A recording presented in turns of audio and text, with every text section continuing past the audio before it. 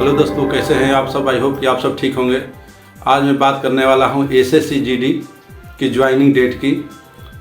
उसके बाद ट्रेनिंग के बारे में भी हम उसका विस्तार से चर्चा करेंगे और वहां पे ट्रेनिंग किट में हमें क्या क्या प्रोवाइड होता है, उसकी ड्यूटियां क्या होती हैं, क्या क्या सामान हम ले जा सकते हैं ट्रेनिंग सेंटर में, ये सभी चीज़ों का ब्यौरा हम विस्तार से जिसकी चर्चा हम करेंगे। सबसे फर्स्ट बात ये कि एसएससी जीडी की ज्वाइनिंग कब तक आ रही है, इसके बारे में अभी तक इनपुट प्राप्त हुई है कि ट्रेनिंग सेंटर लगभग सभी खाली हो चुके हैं। जो कुछ ट्रेनिंग सेंटर हैं वो भी खाली होने वाले हैं। आपको 15 जनवरी से लेकर 15 फरवरी, मतलब कि फरवरी में आपको ज्वाइन करा लिया जाएगा।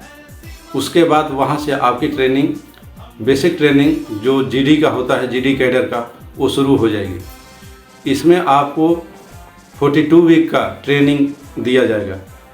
कुल मिला के हर ट्रेनिंग सेंटरों में अलग अलग तरीके का व्यवस्था है। BSF, CISF, CRPF, ITBP, SSB, Assam rifle, हर डिफेंस के अपनी अपने ट्रेनिंग सेंटर हैं। सभी सेंटरों पे आपको ज्वाइनिंग कराई जाएगी और वहीं पे आपको ट्रेनिंग दी जाएगी। उसके लिए आप मेंटली और फिजिकली तैयार रहना होगा, क्योंकि जिस जीडी की बात हम करते हैं, इन्फेंट्री की, यह पूरी आपको 42 वीक की ट्रेनिंग होती है, जो लगभग 11 महीने के आसपास होती है। इसमें आपको मेंटली फिजिकली तैयार रहना पड़ता है। इसमें आपको सबसे पहले ये चीज़ें आपको कन्फर्म करना होता है कि हम मेंटली कितना किसी भी परिस्थिति में कैसे निपट सके, फिजिकली हम कैसे अपने आप को उस परिस्थिति के अनुसार अपने फिजिकल को ढाल सके। जिस ज़रूरत पड़ती है वैस ज़रूरत के अनुसार हम वहाँ की कठिनाइयों से लड़ सके। यह एक सिखलाई का बहुत बड़ा आधार है। अब हम बात करें अपने डिफेंस किट की, तो जो हमारा किट होता है, जैसे आप किसी ट्रेनिंग सेंटर में जाते हैं, उस ट्रेनिंग सेंटर के किट के उपलब्धि के अनुसार वहाँ पे किट क्या क्या उपलब्ध हैं उसके अनुसार आपको दिया जाएगा। जिसमें आपको ब्लैंकेट कन्फर्म होगा, ब्लैंकेट होगा, मच्छरदानी होगा, उसके बाद आपको निकर होगा, टी शर्ट होगा, हाफ शर्ट होगा, खाकी पैंट होगा, इंकलेट होगा, टैक्टिकल बूट होगा, मेस्टीन सेट होगा। कहीं कहीं ट्रेनिंग सेंटर पे अगर बॉक्स उपलब्ध है तो बॉक्स भी आपको मिल जाती हैं। हैंड टॉवल होगा, छोटा बैग होगा, बड़ा बैग होगा जिसको हम पिट्ठू कहते हैं, पोच एमिनेशन होगा जिसमें हम एमिनेशन रखने के लिए उसको पोच बोलते हैं, वो पोच भी आपको दी जाएगी। पोच होगा, स्टील थाली होगा, स्टील मग होगा। ऐसे तरीके से आपको बहुत कुछ वहाँ पे उपलब्ध कराया जाएगा, जो कि आपको इसके लिए कोई कॉस्ट की ज़रूरत नहीं पड़ती है। ये एक भारत सरकार का रूल है कि जो भी लड़के ट्रेनिंग सेंटर में नए रिक्रूट ज्वाइन करते हैं, उन सभी को उस डिपार्टमेंट के तरफ से उनको इस ट्रेनिंग किट को इशू किया जाता है और उस जो भी क्लोथिंग आपको इशू होगी उन सभी का लाइफ होता है। किसी का 6 मंथ, किसी का 12 मंथ, किसी का 30 मंथ, किसी का 24 मंथ। सभी चीज़ें अलग अलग, हर चीज़ का अलग अलग टाइम पीरियड होता है। उस पीरियड के अनुसार वो जैसे लैप्स होता है वैसे आपको दोबारा इशू किया जाता है। अब बात करते हैं कि आपको ट्रेनिंग सेंटर में ले जाने की क्या ज़रूरत है। अगर ले जाने की बात करें तो सबसे पहले तो आपको अपने मन में एक नया घर बसाना है। ये सही बात है, आपको एक नया घर मिल रहा है, उस घर को तैयार करना है। उस घर को तैयार करने के लिए आपको जो भी चीज़ की ज़रूरत पड़ेगी उसको आपको खुद देखना होगा, खुद करना होगा। सबसे पहले हम ऊपर से आप बात करते हैं सेविंग किट। सेविंग किट में आपको रेजर या Gillette, cream, face wash, nail cutter, कैंची, टूथपेस्ट, ब्रश, साबुनदानी या सॉपकेस बोल दीजिए, आपके खाने के लिए थाली, मग, ग्लास, टिफिन, मच्छरदानी,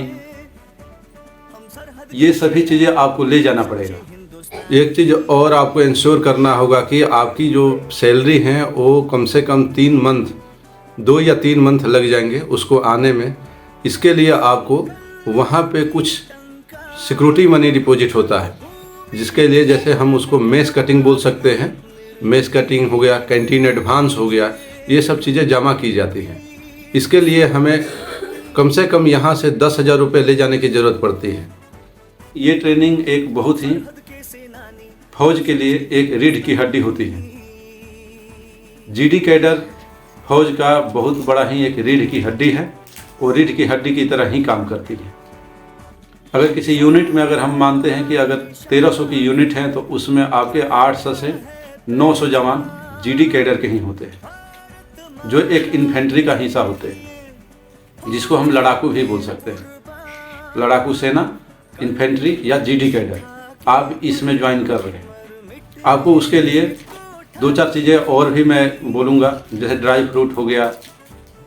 ड्राई फ्रूट में आप कुछ भी समझ लीजिए, जो भी हो, काजू, बादाम, किशमिश, पिस्ता, जो भी है वो आप अपने मन मुताबिक उसको आपको लेना चाहिए।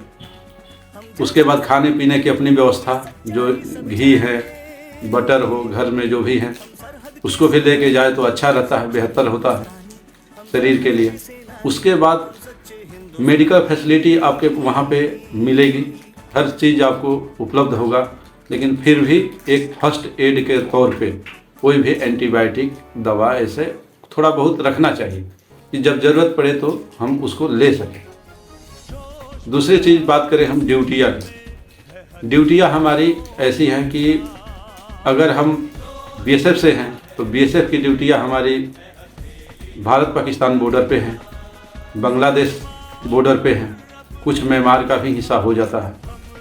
लॉ एंड ऑर्डर ड्यूटी हमारे सारे सीएपीएफ बलों में लागू है।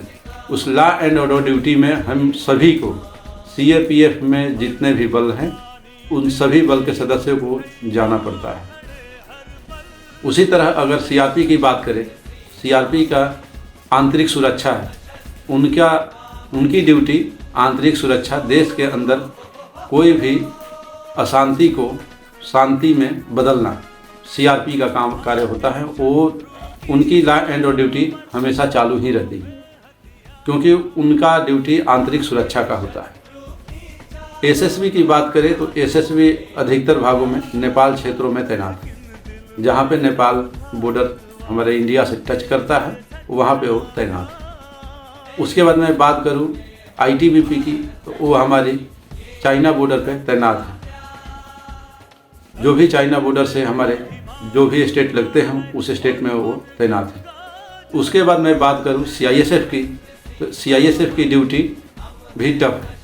उनकी भी ड्यूटी जैसे एयरपोर्ट, इंडस्ट्रियल एरिया है, लॉ एंड ऑर्डर ड्यूटी में भी शामिल है सीआईएसएफ। एएनओ है, एंटी नक्सल ऑपरेशन, यहाँ भी आपको ड्यूटी देनी पड़ती है।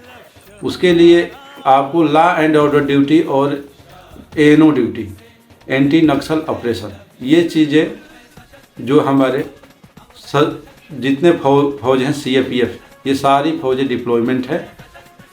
इस फौज के लिए लॉ एंड ऑर्डर ड्यूटी में बहुत मायने रखता है। सभी फौज अपने आप में बहुत बेहतरीन है और बेहतरीन कार्य करती आई हैं। इंडिया में कहीं भी अगर कोई भी दंगा हो, फसाद हो या कहीं भी प्रॉब्लम आती हैं तो सबसे फर्स्ट डिप्लॉयमेंट सीएपीएफ की जाती है। उसमें जनता का बहुत ज़्यादा विश्वास होता है, क्योंकि ये एक ऐसी फोर्स है सीएपीएफ जिसमें जनता को ज़रूरत से ज़्यादा विश्वास होता है। ये जो भी काम करेंगे वो देश हित में करेंगे, देश प्रेम के लिए करेंगे। अगर ये कंटेंट आपको अच्छा लगा तो लाइक और सब्सक्राइब जरूर कीजिएगा। इस तरह के कंटेंट मैं आगे भी दूंगा। जय हिंद, जय भारत।